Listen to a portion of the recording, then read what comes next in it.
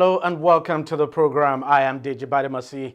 Well, today we've decided to start off with sports because it's a big talking point in the country, and specifically we're talking about the Olympics. Now, after 4 years of waiting to participate in the Tokyo Olympics with an additional 1 year delay caused by the COVID-19 pandemic, Nigerian athletes showed up in their best form for the national championships organized by the Athletics Federation of Nigeria, hoping that they would go all out and snatch some Olympic medals for their country in the rescheduled sporting event. Sadly, the hopes of 10 out of the Nigerian contingent were short-lived as they were denied the opportunity of making their Olympic debut for not meeting the anti-doping testing requirements in the lead-up to the Games. The athletes ought to have done mandatory 3 out of competition urine and blood sample blood tests now before the Olympics, but those tests were not conducted for them before they left the country. While other countries were taking active part in the Games, the affected Nigerians and Nigerian athletes now took to the streets of Tokyo to express their displeasure with the disqualification. Although the AFN has owned up and taken responsibility for its negligence, the AFN, by the way, is the Athletics Federation of Nigeria, it just isn't enough to redeem the country's image from this global embarrassment. Joining me now to discuss this, I have the sports editor and analyst at Sports Village Square, Kunle Sholaja, and Sunday Adeleye, who is the first Nigerian vice president of the AFN, that's the Athletics Federation of Nigeria. Now, let me start with you, Sunday Adeleye.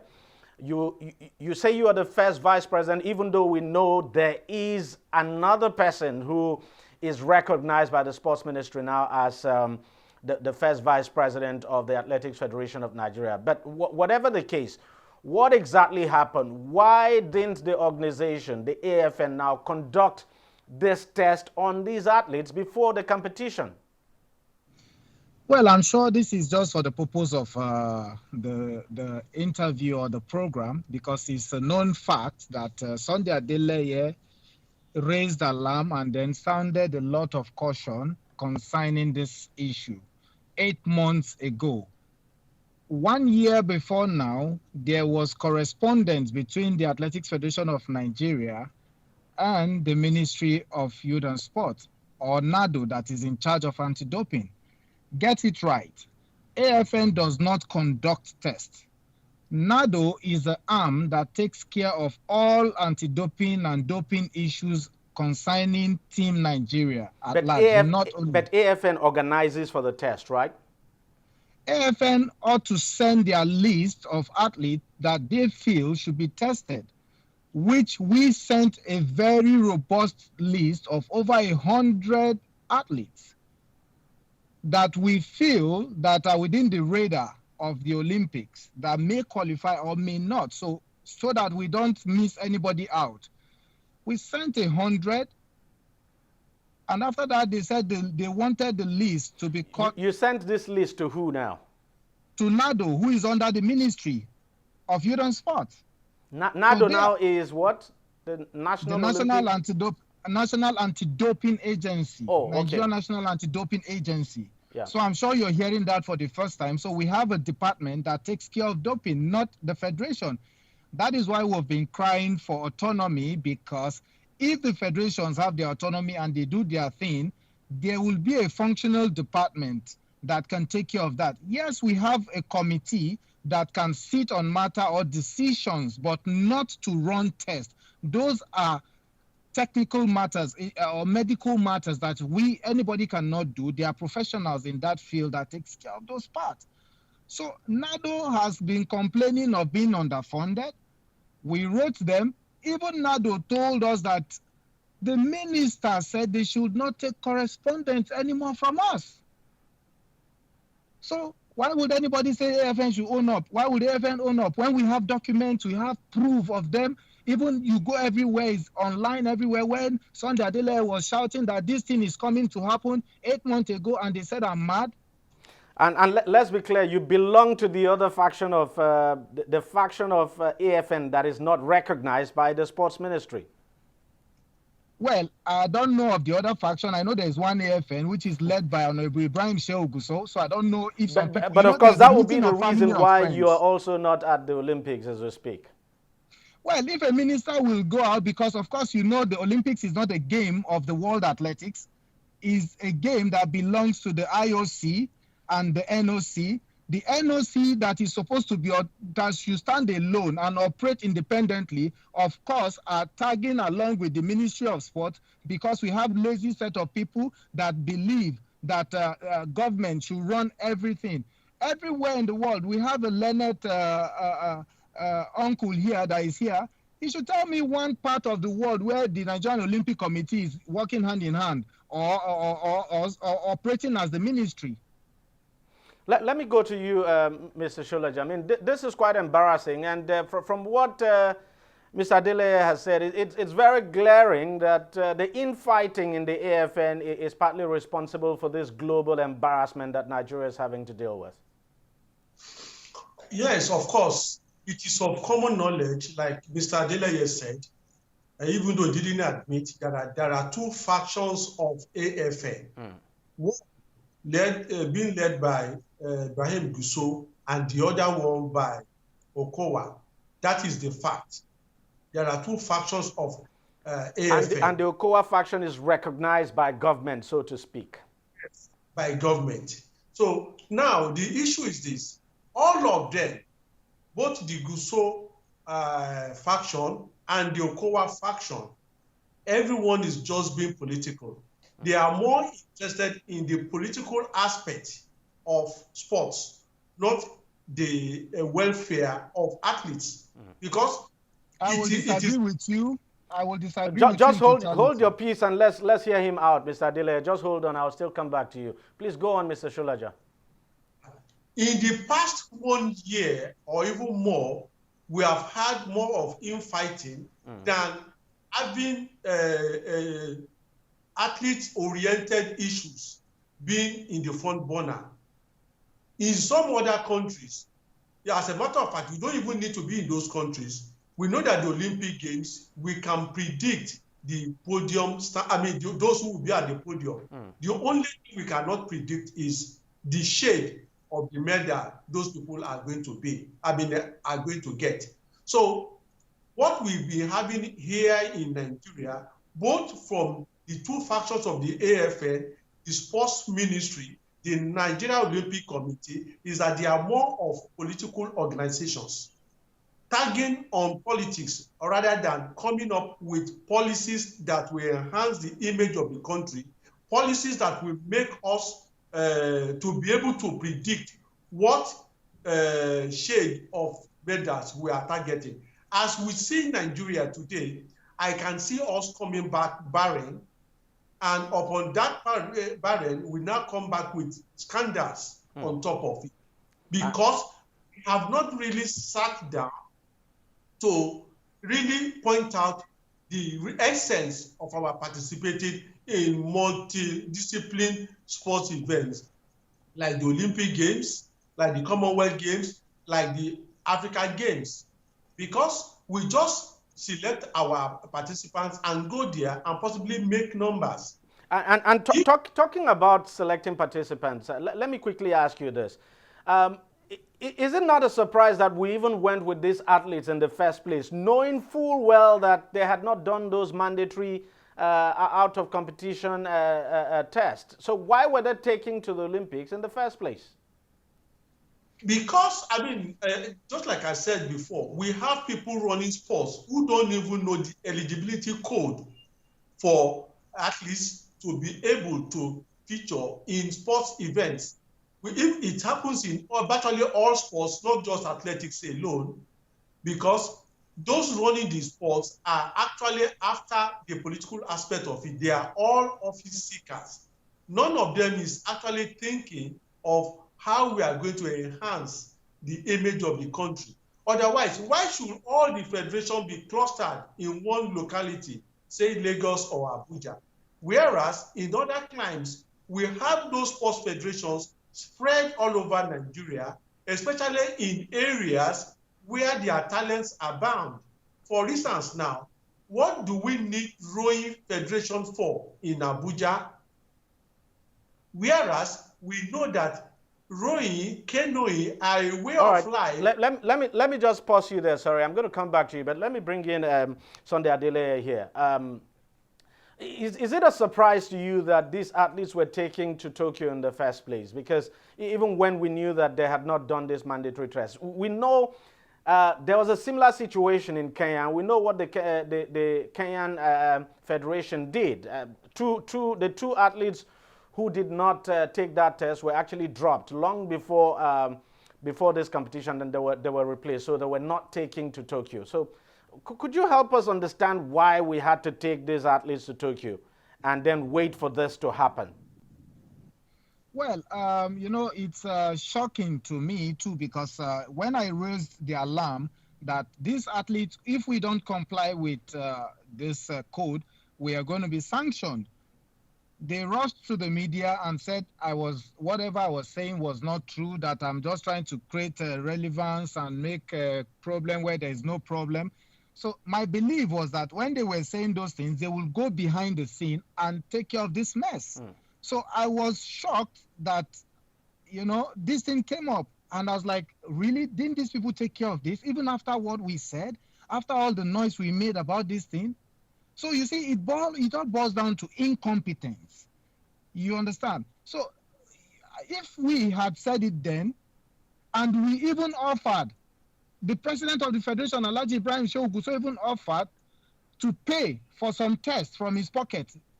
All we hear that is that the minister said, no, they should not allow, they should not talk to us, they should not take anything again from us. So why would anybody come and say Athletics Federation of Nigeria or some group of people we are not the problem of the federation. We have always contributed our quota. We have run the federation, the day-to-day running of the federation. Who gives us money for that?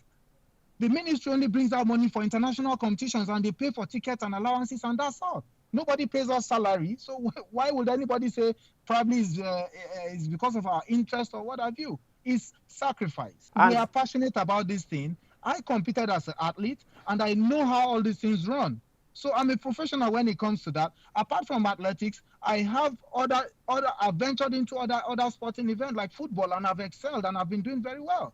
I'm a proud owner of a football club because you were also an athlete. How damaging is this for these athletes? I mean, this young boys and girls who were looking to fulfilling their dreams and now have their dreams shattered. And you can't be too sure that some of these athletes will make it to the next Olympics. I mean, this might just be the end of the road for them. Well, it's so sad that even after all these things happened, and the next thing they will say, they are substitute athletes. That, of course, that means they are just taking there. When you have how many African champions in that team that was dropped? Young athlete that I discovered. I want to tell you on this program that somebody like Ofili, Rosemary, and so on and so forth, I was the one who paid, who has been paying scouts to look for athletes. My scouts actually discovered those children and brought them, and then we started developing them until this stage they get to. Do you think I'll be happy? This is quite sad. Let me bring you in here, Kulisholaja. It's a very sad one, and just help us to make sense of how damaging this is, not for the country, and of course for the athletes. Well, like the example you gave of Kenya, because they know the eligibility code that once an athlete has not taken part in 3 mandatory out of competition and no notice dope test, it's not eligible to take part. And before they even send the athletes to the Olympics, they've already dropped them. So that means those people were focused, they know the rules, and they apply the rule. Why will Nigeria have as many as 10 athletes be disqualified?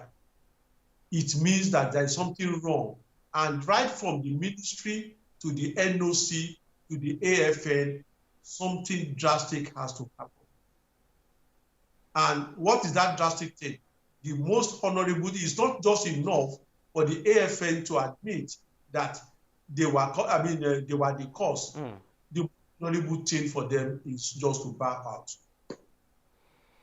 And this comes at a huge cost for the country, whether we like it or not, for the athletes themselves, whether we like it or not. And it's a terrible thing. Just before I let both of you go, going forward now, Sunday Adeleye, what do you think should happen? The ministry has said it is going. The minister has said he's going to, that the ministry will investigate this. But what do you think should happen? He has always investigated everything and nothing comes out of it. He's incompetent, and I want to say it on your show very clearly. The minister is incompetent, and he is the cause of all this problem. I want to tell you that I was the technical director in London for World Championship, and this kind of rules exist. We did not have this problem.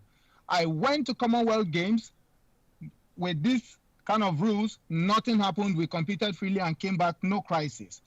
I went also to the World Relays in Japan, Yokohama. We have all these rules.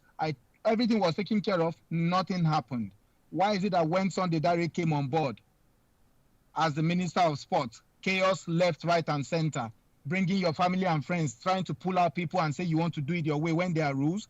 A man that disobeyed, when you know, Mr. Sholaja knows that there were two judgments from the Federal High Court of Nigeria, one from the Federal High Court and another one from the Court of Appeal, that told him that he should stay away, that Ibrahim Shehu Gusau is the president and he should not be distracted. He should be allowed to carry out his duties. The World Athletics wrote telling the Minister of Sport to stay away, to allow the family take care of themselves and let this thing hold. The man said no. He disobeyed the court order and disobeyed the World Athletics. And so what do you want to say? I think you should say, let's call a spade a spade. This man is incompetent. He doesn't have any clue about athletics or sports. So he should go to ICT or media that is media, what have you, that he's into. So, you know, we have this problem of when you bring people that are not competent. It's only sport. You see people that will come that are probably farmers and they will come and they will make them Minister of Sport. Can you make a sportsman the Minister of Health? Can you make a sportsman even a Minister of Justice? So what is happening? Let's call it a spade a spade. So AFN has no problem or has no issues in this. We sounded the warning. We sent them, tell them, do this, and they refuse to do it. So, Mr. Sholaja, let's call a spade a spade. The minister is the cause of all this problem, and he should investigate himself, or he should face. We are even going to set up a committee of inquiry to investigate him. All right. Okay. Let me get the final word from Mr. Sholaja now. Yeah, the issue of investigating and all this has always been a rhetoric in Nigerian participation of Olympic Games. At the end of every Olympic Games, you've always had that issues. The minister announcing that the preparation for the next games start immediately. That has always been an issue, and this time around, I don't think it's going to work with the current minister, because no minister has been able to go through two Olympic Games. So those statements have become rhetorics that will not go down with us. All right, gentlemen. I thank you both for coming on the program and shedding light now on this embarrassing situation. We'll wait and see what happens. If the minister intends to investigate, let's wait and see what that investigation will turn up. But there's no question at all that this is a global embarrassment, is a national embarrassment, and honestly, the hope is that this would not kill the dream of these young athletes who were looking forward to competing in the Olympics. Thank you very much for joining us on the program, and thanks a lot for your time. We'll take a short break now, and when we come back, we'll be discussing politics. Stay with us. Opinions are free. Facts are sacred, but truth is universal. How, in practical terms, can we, for instance, de-escalate the tension? President must see himself as the President of the Federal Republic. On DEJI360, we give you a complete dose of everything. I hardly believe what politicians say in this part of the world. A new Nigeria is possible, a future is possible. We delve into the issues, dissect it so that you can understand it, use it to take action. DEJI360, dissecting the issues.